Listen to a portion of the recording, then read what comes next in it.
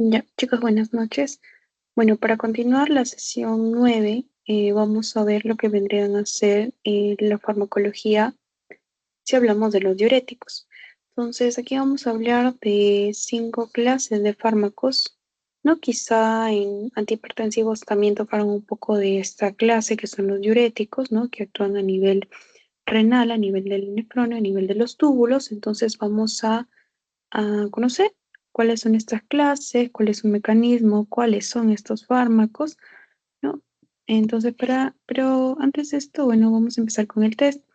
Sin embargo, estaba buscando en mis apuntes cuando llevé, entonces encontré un Word en el cual yo hacía tablas. Entonces, al final del Forms, que ahorita les paso el QR, está el link para que lo puedan descargar, para que puedan editar. En la clase quizá puedan ir anotando algunas cosas o complementando lo que ya tienen. Entonces, espero les sirva ya. Entonces, vamos a empezar. Escaneen el test, por favor, chicos, y complétenlo para considerar la asistencia. Me confirman si es que sí se puede acceder, por favor. Unos 6 minutos, 7.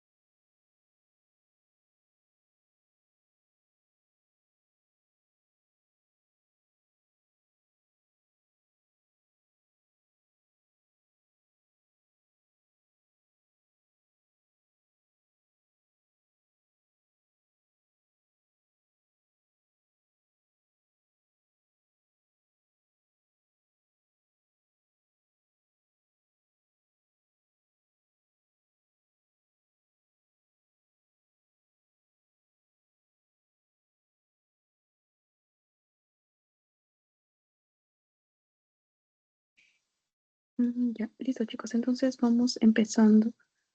Ya para hablar de diuréticos, más que nada vamos a recordar eh, la relación que va a tener, el mecanismo que van a tener estos. Entonces, este tipo de fármacos va a estar más que nada relacionado con lo que vendría a ser el tratamiento de un edema. Entonces, un edema vendría a ser no una acumulación de agua en el líquido intersticial, en alguna cavidad. Entonces, estos fármacos van a permitir que pues esa agua sea excretada y mediante qué? Mediante la orina, ¿no? Em, Estos edemas pueden estar asociados tanto a nivel cardiovascular, tanto renal o también producto de enfermedades endocrinológicas. Sí, entonces cardiovascular, por ejemplo, una congestión, ¿no?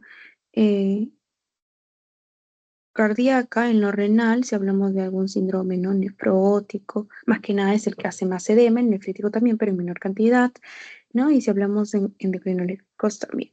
Entonces, aquí vamos a recordar también la intervención de algunos electrolitos, ¿no? Entonces, por ejemplo, vamos a hablar de sodio, cloro, potasio, más que nada también de calcio y magnesio. Entonces, estos electrolitos, ¿dónde son reabsorbidos, dónde son excretados? Es mediante, ¿no? La nefrona, ¿no? A nivel vía renal. Entonces es ahí donde hay una estructura que está conformada por el glomérulo, no está la cápsula de Bowman, bueno, ahí está la imagen, en los túbulos, ¿no? Los túbulos, el proximal, el asa de Henle, el distal y el colector. Entonces, en esos túbulos van a haber bombas, van a haber canales iónicos, van a haber portadores o antiportadores que van a permitir pues que estos ya sean reabsorbidos, o sea, otra vez, ¿no? Que ingresen a nuestro organismo o sean pues excretados y que vayan y salgan mediante la orina. Ya entonces, esto es lo que va a realizar a nivel de los túbulos. Entonces es importante recordar lo siguiente, ¿no? ¿Quiénes median esta función? Entonces vamos a hablar de lo que son canales iónicos, proteínas transportadoras y la famosa bomba sodio-potasio ATPasa, ¿verdad? Que es muy sonada. Entonces, ¿no? A nivel cardiovascular, también está a nivel renal en este caso. Entonces, cuando hablamos de canales iónicos, se van a referir a vías, ¿no? De entrada o de salida netamente para, por ejemplo, unión, ya sea netamente solo para el sodio, solo para el cloro, solo para el calcio o solo para el magnesio.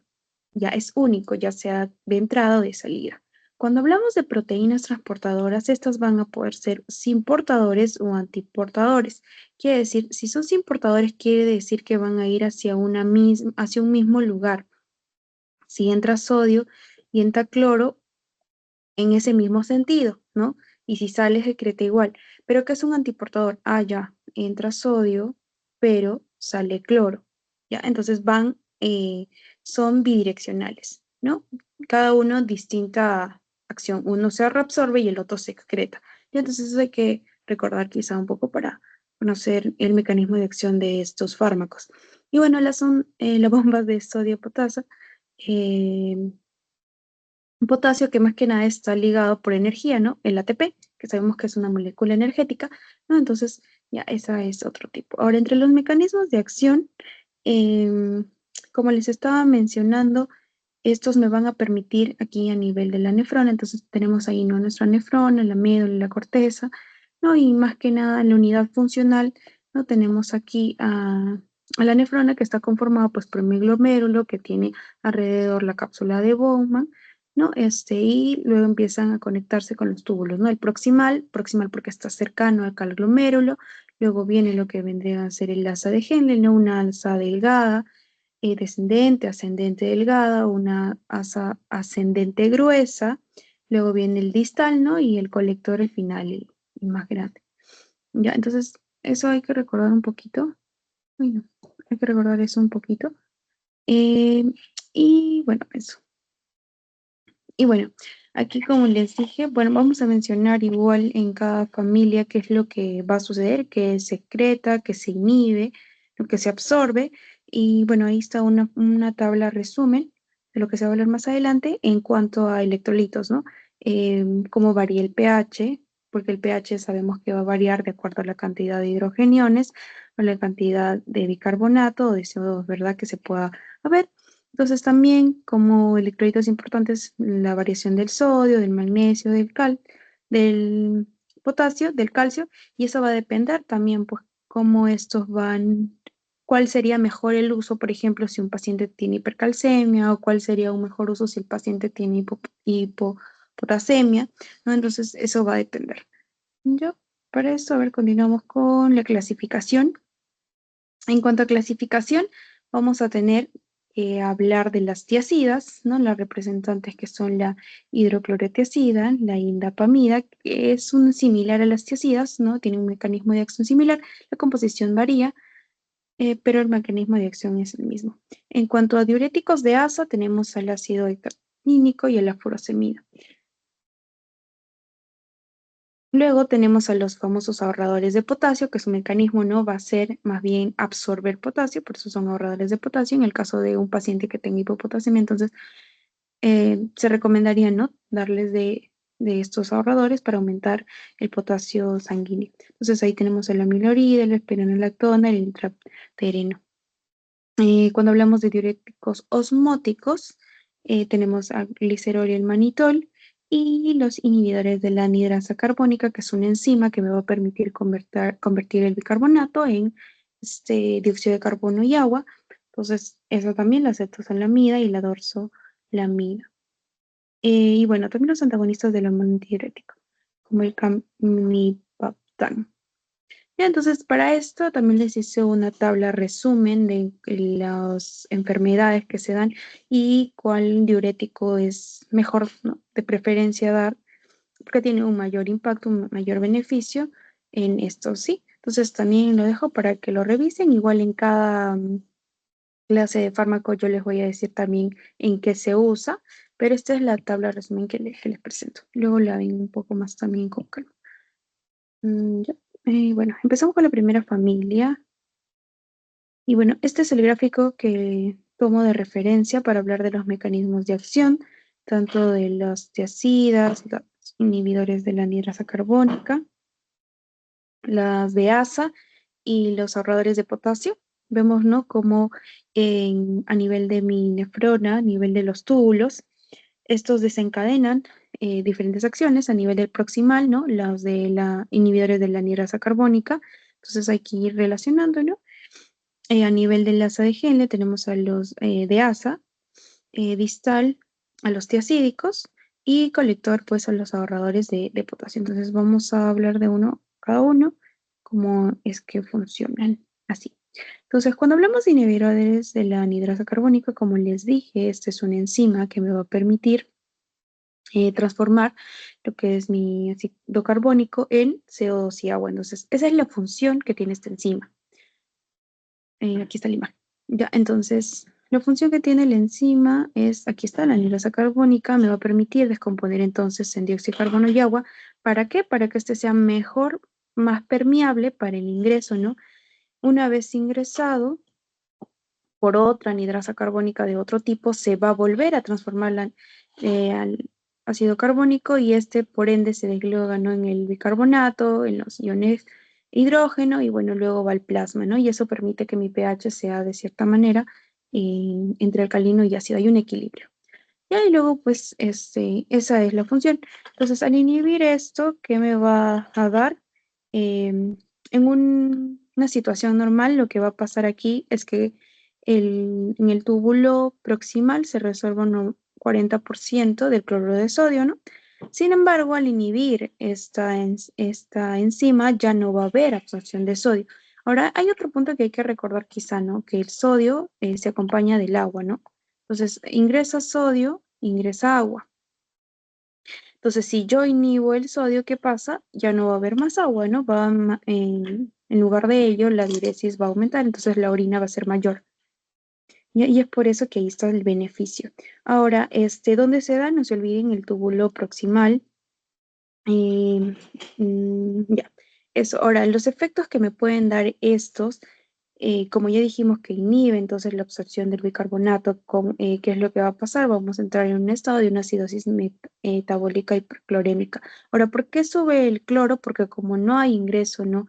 de bicarbonato, el medio de compensación es el cloro.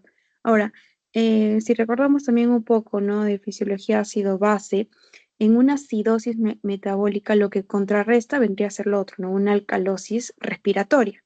Entonces, cuando por ejemplo vamos a Huaraz o Cajamarca, ¿no? Un lugar de altura, estamos acostumbrados casi a estar, ¿no? 500 metros sobre el nivel del mar, 200 metros sobre el nivel del mar, y luego de pronto estamos a 2700, 3000 o 3000, 4000 metros sobre el nivel del mar, entonces va a desencadenarse el fenómeno que es alcalosis respiratoria, ¿no? Porque voy a empezar a hiperventilar y voy a tener ese fenómeno. Entonces, ¿cómo es que contrarresto estos efectos, estos síntomas, este malestar? ¿No? Entonces, en este caso, estos inhibidores de la anhidrasa carbónica, especialmente la acetosolamida, es la que me va a dar, ¿no? Este efecto de una acidosis metabólica, contrarrestar estos efectos.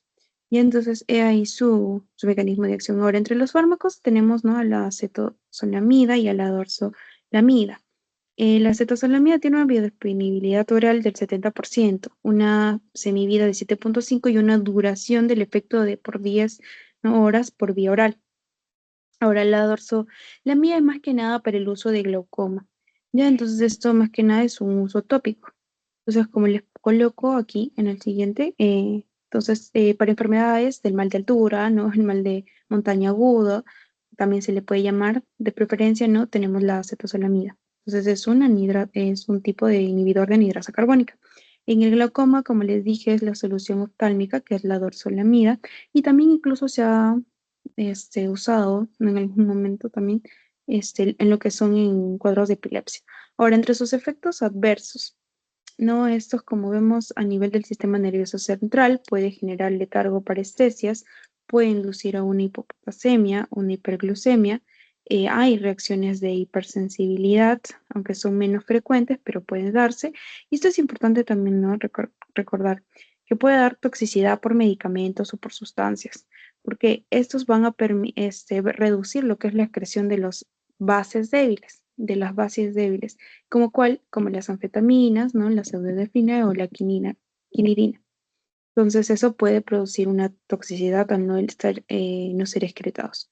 Y eso en cuanto a los inhibidores de la anhidrasa carbónica. Entonces, no se olviden, inhiben a la enzima que me va a permitir convertir al ácido carbónico en dióxido de carbónico y agua, y por ende, pues no va a haber absorción, va a haber lo que es la salida de agua del nivel intersticial, y más que nada su beneficio va a nivel, ¿no? Bueno, con los síntomas del mal agua de montaña o en el caso del glaucoma. Para continuar tenemos los diuréticos de asa. Los diuréticos de asa van a tener bueno, más que nada para entender, a nivel del asa de Henle va a haber una reabsorción aproximadamente de sodio de un 35%. ¿Ya? Es por eso, si nos damos cuenta, en cada porción del túbulo hay reabsorción de sodio. Más que nada es a nivel proximal, ¿no? Distal, de asa es regular. Entonces, es por eso que aquí los fármacos actúan inhibiendo la reabsorción de sodio, porque si entra sodio, ya jala agua. Entonces, si mi paciente está hematoso, yo ya no quiero que siga jalando agua, sino quiero que la excrete. Entonces, ¿qué hago? Inhibo el sodio. Entonces, eso no se olvide. Bueno, ya entonces los de asa, ¿dónde es su lugar de acción? En la rama ascendente gruesa, aquí del asa de Henle. ¿Y cuál es su mecanismo de acción? Entonces, el mecanismo de acción, estábamos hablando del importador, ¿verdad? Que era esta proteína que va a permitir que vayan a una misma dirección. Entonces, por ende, aquí tenemos un importador que es el sodio, cloro, 2-cloro, potasio, ¿no? Que vemos cómo ingresa, se reabsorbe, ¿no? Un sodio, 2-cloro y un potasio para luego otra vez ser reabsorbido, intercambiado mediante la bomba de sodio TPasa, ¿no? Sodio, potasio, TPasa para la entrada del sodio, y vemos cómo tiene el cloro un propio canal iónico. Entonces aquí vemos los tres tipos de canales, ¿verdad? El importador, el dependiente de ATP y el canal iónico de cloro a nivel de LASA. Entonces por eso es importante reconocer. Ya, inhibe, entonces va a inhibir, aquí va a bloquear mi fármaco, mi diurético de asa. Entonces, al bloquearlo ya no va a haber entrada de sodio, pero no solo de sodio, sino también de cloro y de potasio. ¿no? Entonces, si hay menos potasio, ¿no? Cuando sale el sodio, se llama por la orina natriuresis. Cuando disminuye, sale, se excreta el potasio, se llama caliuresis, ¿no? Vemos que también esto va a inducir a una mayor excreción de lo que es el calcio y el magnesio, por eso también habría pérdidas de estos iones. Bien, entonces continuamos. Entre las características que tienen este tipo de fármacos, que a veces no usualmente pueden preguntar también, bueno, estas son sulfamidas, sí, y tienen un potente efecto natriurético. Natriurético dijimos que era eliminación de sodio, ¿verdad?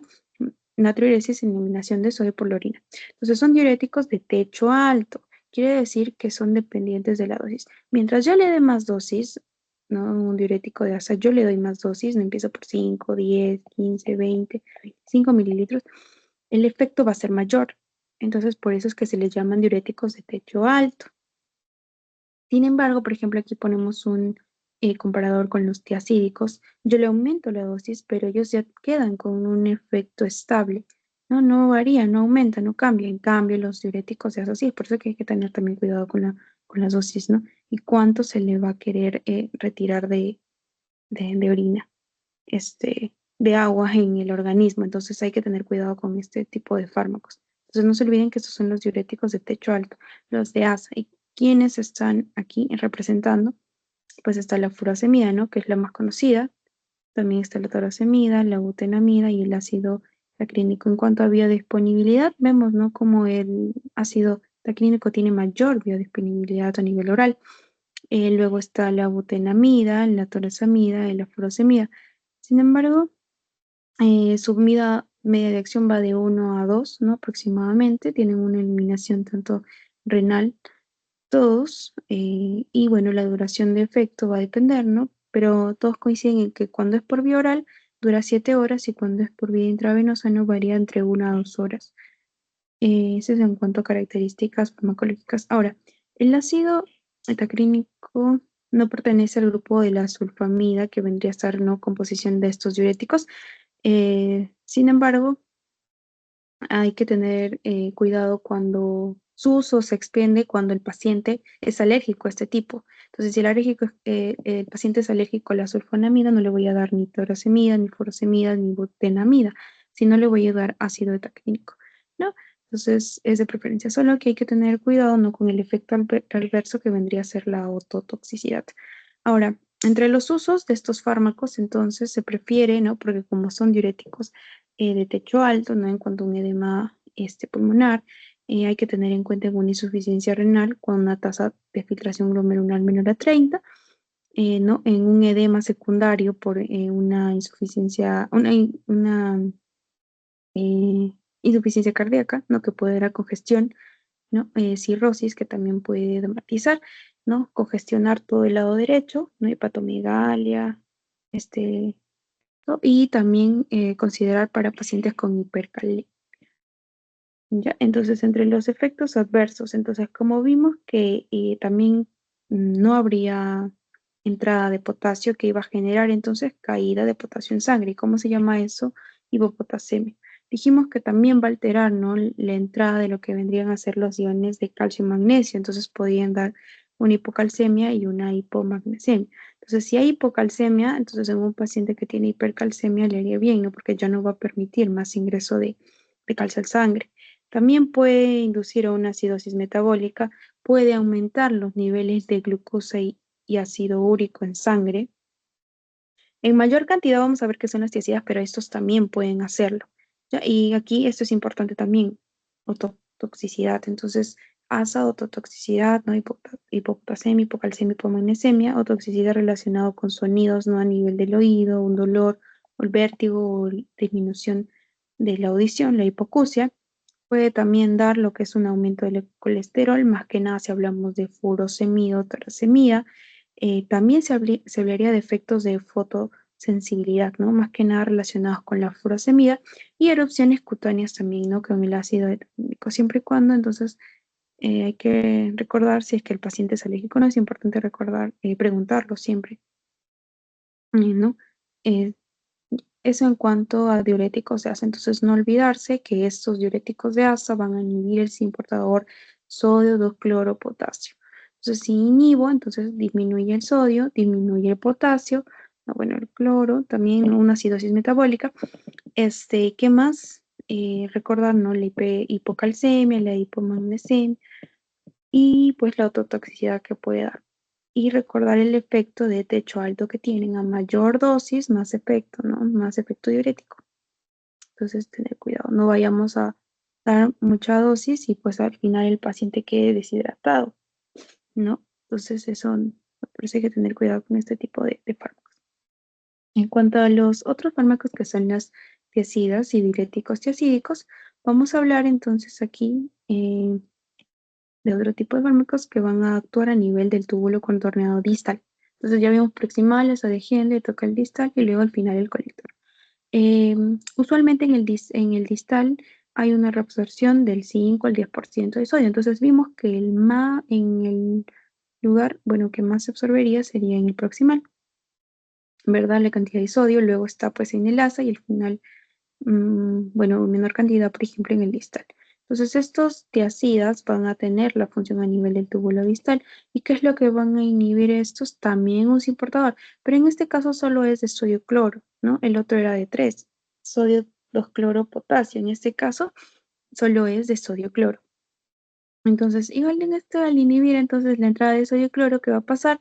Disminuye el sodio, disminuye el agua, entonces va a haber mayor diuresis.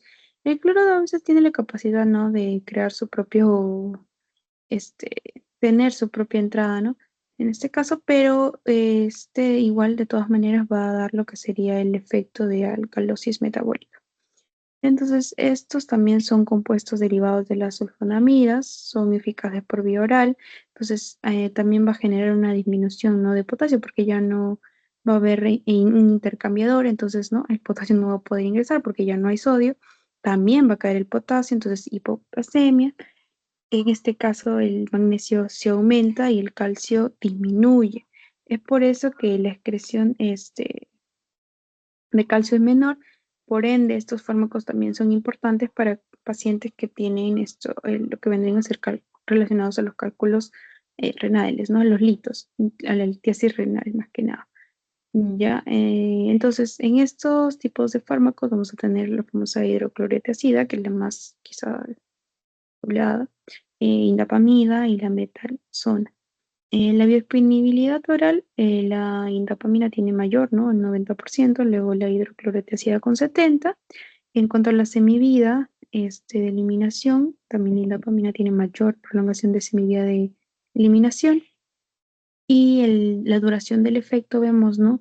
Como la indapamina también tiene una mayor duración del efecto con 30 horas, ¿no? Por vía oral.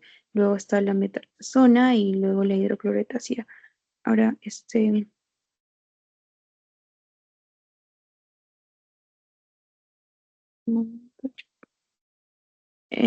embargo, como les dije, no todas son tiazidas, son similares porque tienen una estructura similar química a las tiazidas, pero la indapamina no es, ¿no? Sin embargo, vemos cómo tiene mejor beneficio, ¿no? En cuanto a biodisponibilidad, en cuanto a duración del efecto, pero este en sí no es una tiazida, es similar, sí, por eso le dice diuréticos tiazídicos similares por la estructura química y el mecanismo de acción, ¿no?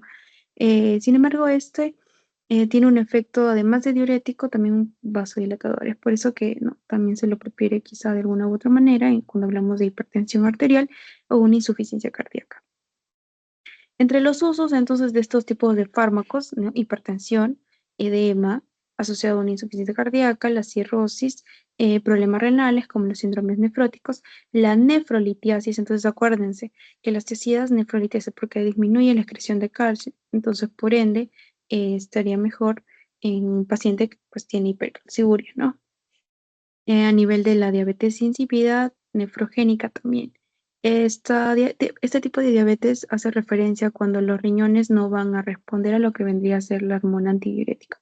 Ya es por eso que tiene orinas de 10 hasta 20 litros al día. Entonces también se podría usar este tipo de fármacos. Además que también son un poco más seguros, ¿no? En cuanto a regulación de dosis, porque vemos que este tiene una este, eh, un, una función sostenida, ¿no? En cambio, los de ASA, pues es mayor la potencia mientras más dosis le añado.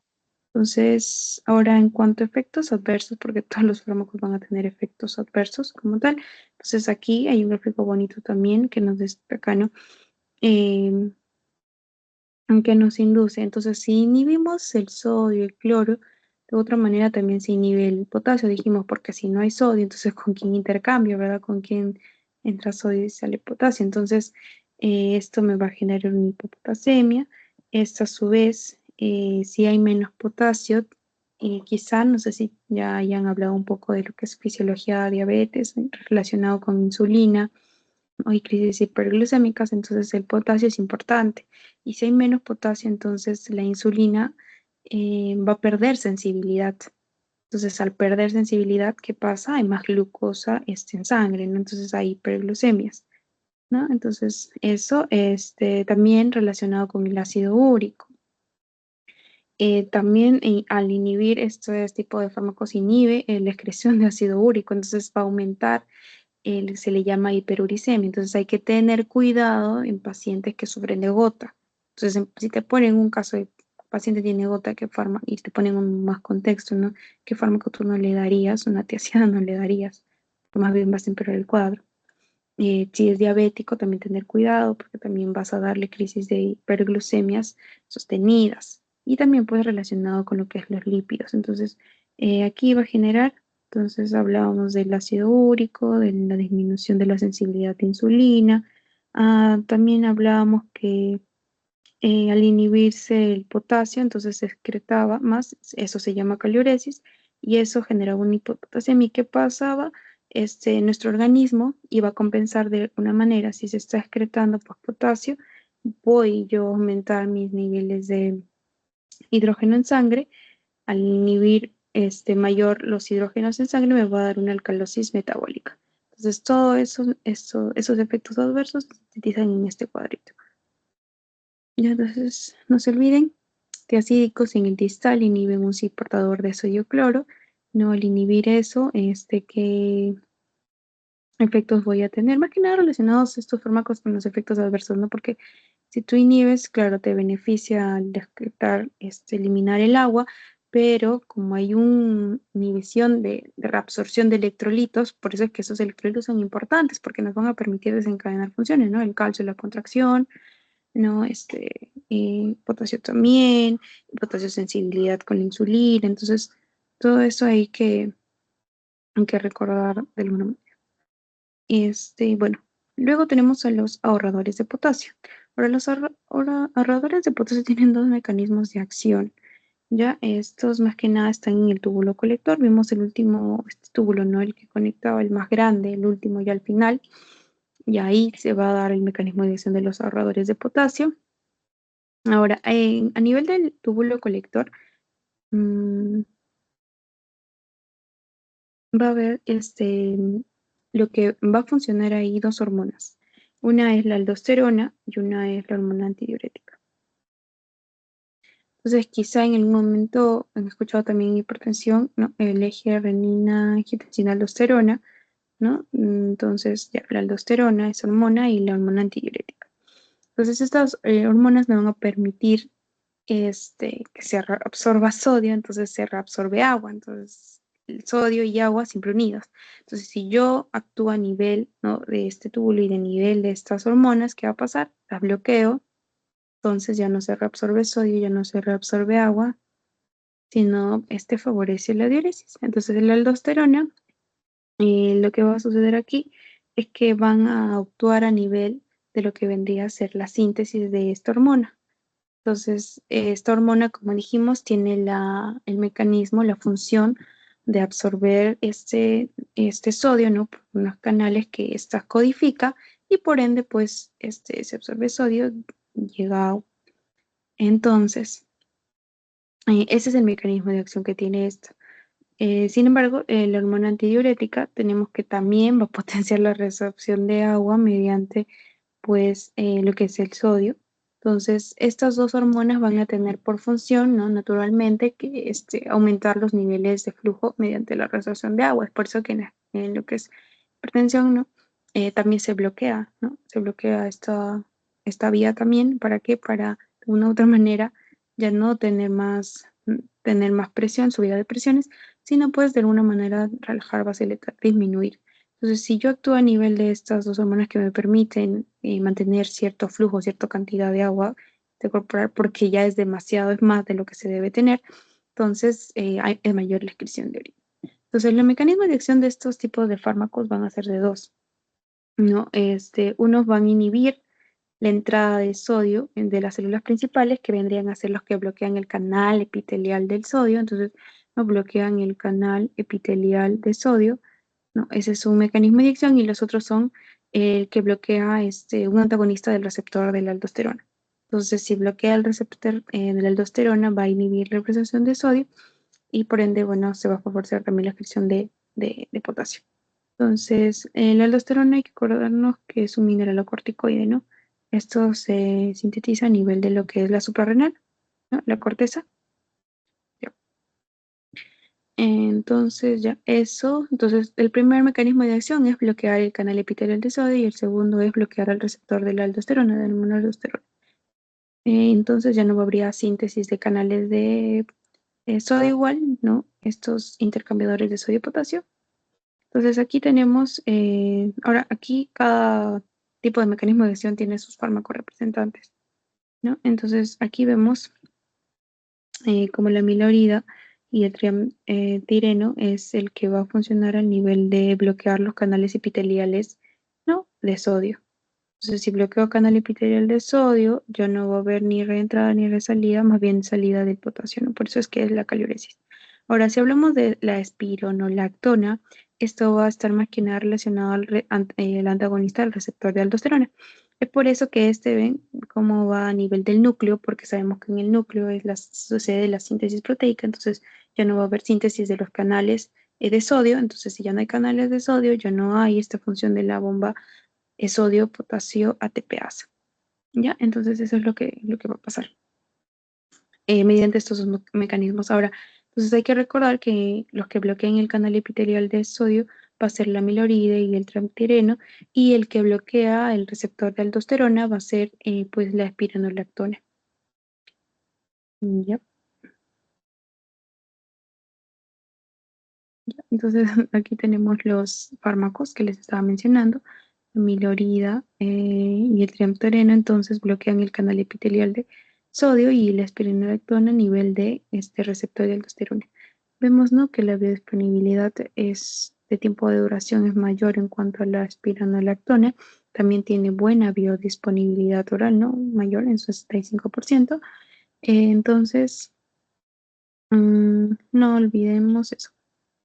Mm, bueno, quizá también recalcar que la espironolactona, ¿no? Como vemos que actúa a nivel del núcleo, porque va, inhibir lo que es la transcripción de lo que son estos canales de sodio. Los usos, ¿no? Para un hiperaldosteronismo primario o por el efecto androgénico que tiene, ¿no? Como en el ovario poliquístico o en el hirsutismo en las mujeres. Esto quizá un poquito más a fondo en semiología, pero sí desde ahora como que ya van conociendo, van relacionando, cuando escuchen se les va a hacer, ¿no?, más eh, factible reconocerlo. Ahora, entre los efectos adversos que hay aquí, el más hablado, ¿no?, que es la ginecomastia. Como dijimos, ¿no?, actúa a nivel tanto de eh, núcleo, entonces codifica, entonces la espironolactona es esta, ¿no? Si preguntaran el efecto adverso de qué fármaco, de qué tipo, es un ahorrador de potasio o es un antagonista al receptor de aldosterona, y quién es la espironolactona, causa ginecomastia. Y también pues causa hiperpotasemia, ¿no? Porque al bloquear ya no hay salida de potasio, entonces va a haber mayor potasio en sangre, por eso hay hiperpotasemia. Es en cuanto a los ahorradores de potasio. A ver, ahora los últimos, ¿no? Un poquito de lo que son diuréticos osmóticos, quizá. Estos más que nada tienen su mecanismo de acción de cierta manera un poco mayor en lo que es el túbulo proximal. Pero lo que sí es lo que van a hacer es aumentar lo que es la presión osmótica a nivel del plasma. Entonces, por ende, van a traer el agua desde el líquido intersticial y transcelular. Ahora, lo que pasa es que quizá en fisiología no recordamos cómo esto va a funcionar, ¿no? Entonces, cuando hay un aumento de una presión osmótica, puede generar edema, o cuando hay una disminución de una presión osmótica, ¿no? Que relaciona a las proteínas, puede causar edema y también otros factores más, ¿no? Esto va a depender, ¿no? Del plasma, el intersticio y célula. Entonces, este tipo de diuréticos osmóticos van a permitir que sea un estado isotónico, entonces va a atraer, es como que va a jalar, va a ir este fármaco y donde ve que hay mayor cantidad pues de agua por el edema que se va a formar, entonces el fármaco va a ir y como que los va atrayendo, va permitiendo que pase, entonces va y permite la salida. Más o menos como que así es el mecanismo de acción, no está ahí tan es especificado, pero más que nada es esto, es incrementar la presión osmótica del plasma para permitir por la salida de este. Entonces, entre los dos fármacos osmóticos que tenemos, está el glicerol y el manitol. Glicerol, una biodisponibilidad oral del 95, sin embargo, el manitol tiene mayor efecto de duración, ¿no? Por una vía intravenosa, porque es de 7 horas, y el oral, que es el glicerol, solo de 1 hora. Ahora, el manitol, más que nada, como es por vía intravenosa y vemos que tiene, ¿no? Una vía de 7 horas, se da en lo que vendrían a ser, ¿no? En los edemas cerebrales, ¿no? Y para reducir pues, la presión intracranial, porque como les decía, eso era como que el fármaco iba recorriendo a nivel, ¿no? Más que nada cerebral, y ese edema que había formado iba como que tratando de reabsorber y eliminar. Ya, bueno, el manitol y el glicerol también pueden ser útiles para el glaucoma agudo. Y bueno, el manitol también se dice que mejora de cierta manera la función renal, más que nada en la fase oligúrica de la insuficiencia renal aguda. Entonces, pero más que nada, ¿no? Diuréticos osmóticos, manitol, edema cerebral, reducir presión intracraneal, o también puede ser pues usado para el glaucoma. Ya, entonces solo son esos dos. Y bueno, también hay efectos adversos, ¿no? Estos también, el quitar, pues, el volumen plasmático puede dar lugar a una insuficiencia cardíaca o una congestión pulmonar también. Ahora, ¿tiene alguna pregunta hasta ahí, chicos?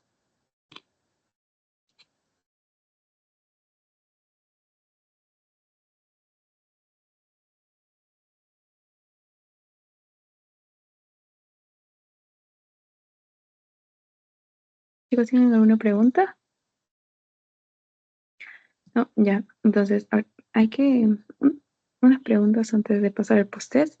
Entonces, dice, la dosis intravenosa elevada de este medicamento puede causar acúfenos, vértigo y hipoacusia. ¿Recuerdan qué tipo de fármacos era?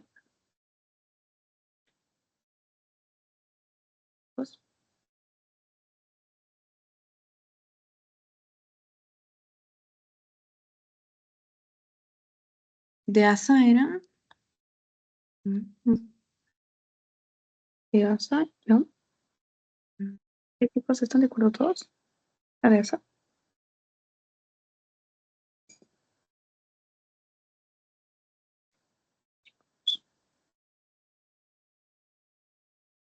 Bueno,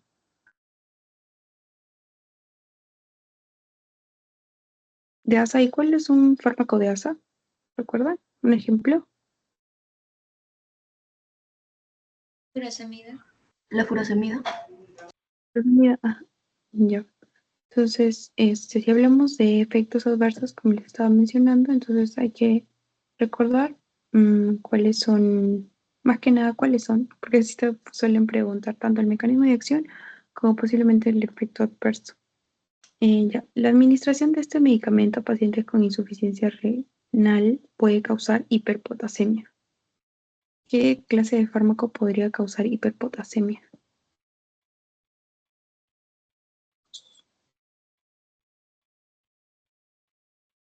Ahorradores de potasio. Los ahorradores de potasio. Ajá. En esos teníamos de dos tipos, ¿no? Unos que inhibían el canal epitelial de sodio y otros que inhibían el receptor de aldosterona. Entonces aquí, ¿cuál tenemos?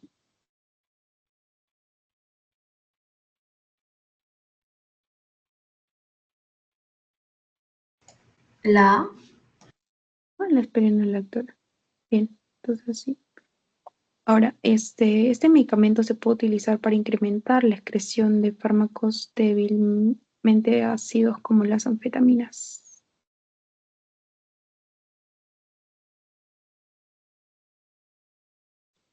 ¿Recuerdan cuáles eran? Hablemos de un tipo de fármacos de diuréticos que tenía como efecto adverso, en este caso, causar toxicidad siempre y cuando disminuía la excreción de bases débiles, pero en este caso te hablan de excreción renal de ácidos débiles. Entonces, ¿cuál sería esta clase de fármacos?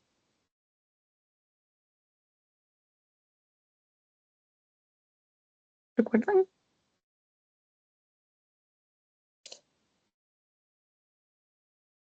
Ya, son los inhibidores de la anhidrasa carbónica. Ya, en este caso tenemos la acetosolamida, ¿no?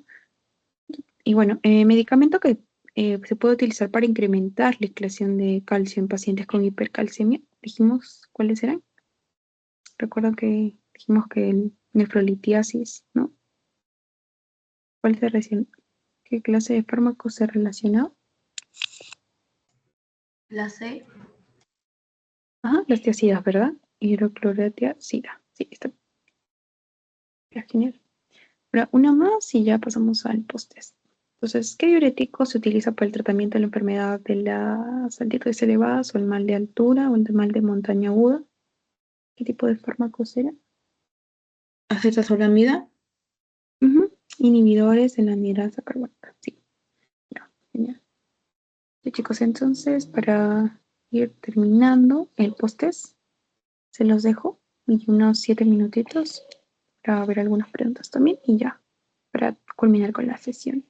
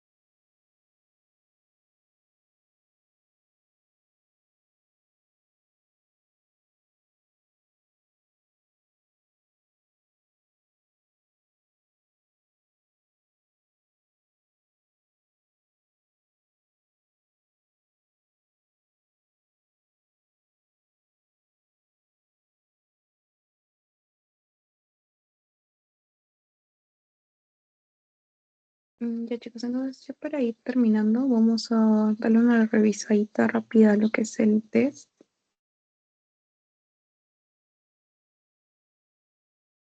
Ya poder culminar, entonces la espironolactona induce natriuresis porque inhibe el receptor de mineralocorticoide. Ahora, entonces la espironolactona vendría a ser un ahorrador de potasio, ¿verdad? Y como ahorrador de potasio dijimos que habían dos mecanismos. Uno, o inhibe al receptor de mineralocorticoides, que es la aldosterona. Ah, no se olviden eso. Pueden ponerles mineralocorticoides o aldosterona. Entonces, ya. Eh, o inhibe el canal epitelial de sodio. Entonces, la espironolactona en este caso inhibe, ¿no?, el receptor de la aldosterona.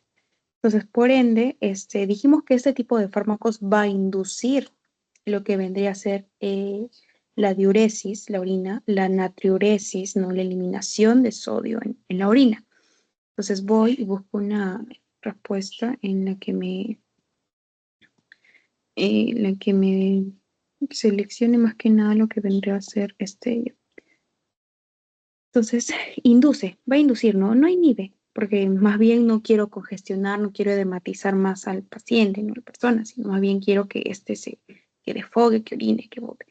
Entonces va a inducir que la natriuresis, ¿verdad? Porque dijimos que si excreta sodio, excreta agua, porque el sodio va con el agua. Si sodio ingresa, entra agua. Si sodio sale, sale agua. ¿Ya? Entonces eso nunca se olvide. ¿Ya? Porque ahora, ¿por qué induce el receptor de mineralocorticoides o por qué? No se ve bien. Porque inhibe el receptor de mineralocorticoides. En este caso dijimos que estos fármacos más que nada es bloquear, ¿no? Bloquear la acción de la enzima, bloquear la acción del simportador de sodio 2-cloro-potasio, bloquear la acción del simportador solo de sodio y cloro. En este caso va a bloquear al receptor, ¿no?, de la aldosterona o del mineralocorticoide. Entonces esa sería la respuesta. Inhibe el receptor de mineralocorticoide. ¿Ya? Entonces, continuamos. Ya. Luego tenemos, en relación al sitio de acción primordial de la acetosolamida, marque la clave correcta. Entonces, igual, hay que tratar, ¿no?, de cada vez, quizá cuando... ¿Están viendo mi pantalla, chicos? ¿O se colgó? Ya. Sí, sí está bien. Ya. Entonces, hay que tratar de que cuando practiquemos preguntas o cuando veamos temas, o más que nada con las preguntas, ¿no? Nombra el fármaco, ¿no? Entonces, como les dije, en su mente debe estar la clase y el mecanismo de acción inmediatamente que tiene este fármaco, porque yo no poder ver cómo funciona, características y quizá los efectos adversos y más que nada el uso. Entonces, así, este curso es un poco así, ¿no? De un poquito de exigencia en esa parte. Entonces, como les dije, inmediatamente, ¿no? En este caso, acetosolamida. Entonces, yo me acuerdo, acetosolamida es un inhibidor de la famosa anhidrasa carbónica, ¿no?, la enzima. Entonces, su función rapidito que era convertir al ácido carbónico, el bicarbonato, en lo que es el CO2, dióxido de carbono y agua. ¿Para qué? Para permitir, bueno, la entrada. Ya, esa es su función. Entonces, ¿dónde más que nada funcionaba? Dijimos, en el túbulo contorneado proximal. Ya, ¿verdad? Entonces, así rápidamente, ¿qué podría dar? Alcalosis metabólica. Entonces, ¿para qué era? Perdón, acidosis metabólica. Entonces, su uso era para lo contrario, ¿no? Una alcalosis respiratoria. Entonces, por eso se usa en el mal o de montaña, ¿no?, o en el caso del glaucoma. Entonces, así para recordar y de paso como que van estudiando, van repasando para el examen. Entonces, otro, ejerce su efecto en el asa ascendente de Henle. Entonces, igual, voy, me acuerdo, ¿no? Entonces, proximal, asa, distal, colector. Toca asa. En el asa dijimos que hay los fármacos que inhiben el simportador sodio 2-cloro-potasio, ¿no? Son conocidos como los de techo alto. ¿Cuáles son? Los de asa, ¿verdad? Entonces, los de asa, el más conocido incluso es la furosemida. Entonces, tiene un potente efecto diurético ese. ¿Por qué? Porque aumento dosis, aumento efecto. Entonces, ya. Entonces, en este caso sería uno de ACE. En este caso, ahí está la furosemida. Paciente con insuficiencia cardíaca congestiva descompensada. Entonces, quiere un efecto como que potente, ¿no? Potente, porque está descompensado. Quiere decir, pues, está disneico, puede llenar edematoso, o sea, no dan clínica, pero no dice que está descompensado, o sea, que necesita un efecto rápido, potente, un fármaco potente. Entonces presenta un cuadro de edema pulmonar agudo, que diurético es la mejor opción para revertir el edema pulmonar agudo. Ahora, yo como tal sí les puse, pero si dijimos, no, congestión descompensada, entonces dices, quiero un fármaco, un efecto potente, diurético potente. Entonces recordamos los de techo alto, ¿no? Por ende, entonces, ¿cuáles son estos? Igual, las de ASA. Entonces también furosemida.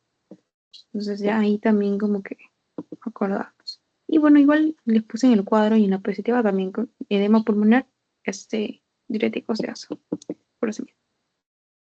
Ahora, respecto a los diuréticos, marca la clave correcta.